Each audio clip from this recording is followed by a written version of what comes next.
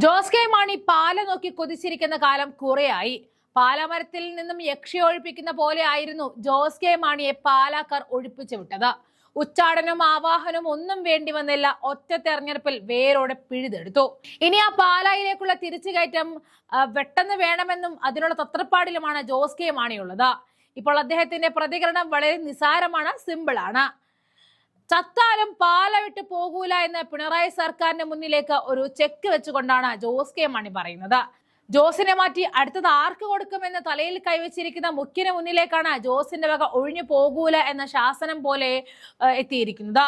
പാല എന്നും സ്വന്തമാണെന്നും Kerala Congress M chairman Jose K Mani പറയുമ്പോൾ LDFിൽ വീണ്ടും ചില പ്രതിസന്ധികൾ രൂക്ഷമാവുകയാണ്. പാലായിൽ മത്സരിക്കുന്ന കാര്യം പാർട്ടി തീരുമാനിക്കുമെന്നും ഇത്തവണ 13 സീറ്റിൽ പാർട്ടി മത്സരിക്കുമെന്നും ജോസ് കെ മാണി ഉറപ്പു പറയുന്നു. നിലവിലെ MLAമാരും മന്ത്രിമാരും മത്സരിക്കുന്ന കാര്യവും പാർട്ടി തീരുമാനിക്കും. നിലവിൽ തെരഞ്ഞെടുപ്പ് ചർച്ചയിലേക്ക് കടന്നിട്ടില്ല എന്നും ജോസ് കെ മാണി വ്യക്തമാക്കി.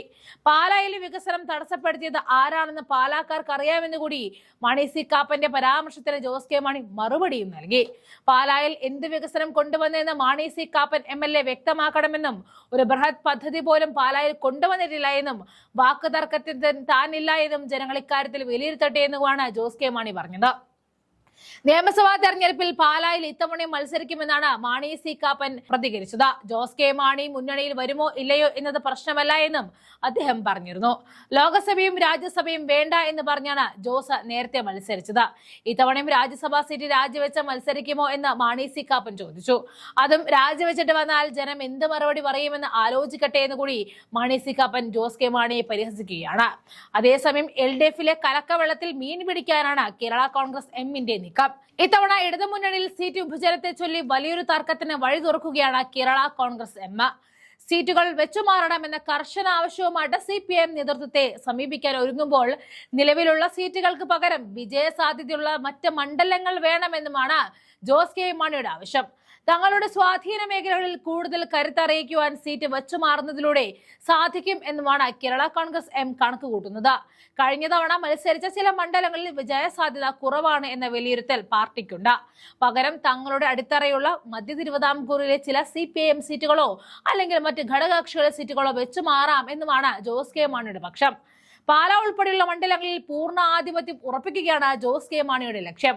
കഴിഞ്ഞ തവണ മത്സരിച്ച പെരുമ്പാവൂർ, പിറവം, തൊടുപുഴ എന്നീ സീറ്റുകൾക്ക് പകരം മൂവാറ്റുപുഴയോ കോതമംഗലമോ വേണമെന്നുമാണ് പാർട്ടി നിലപാട്.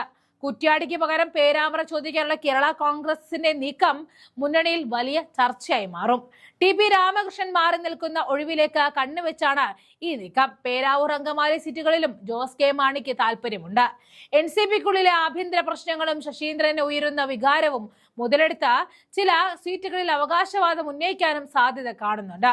ഘടകകക്ഷികളെ തൃപ്തിപ്പെടുത്തണോ അതോ CPMന്റെ വലിയേട്ടൻ മനോഭാവം തുടരണോ എന്ന കാര്യത്തിൽ മുഖ്യമന്ത്രിയുടെ നിലപാട് നിർണായകമായി മാറും. മന്ത്രിമാരുടെ പ്രകടനം വട്ടപൂജ്യമാണ് എന്ന വിമർശനം നിലനിൽക്കവേ ഘടകകക്ഷികളുടെ ഈ അധിക ആവശ്യം CPIMനെ പ്രതിരോധത്തിലേക്ക് ആഴ്ത്തും. കടകംപള്ളി സുരേന്ദ്രനെ മാറ്റുന്നതും AK ശശീന്ദ്രനെതിരെ കോഴിക്കോട് ഉയരുന്ന പ്രതിഷേധങ്ങളും ഇതിനോടകം തന്നെ മുന്നണിയെ ഉലയ്ക്കുന്നുണ്ട്.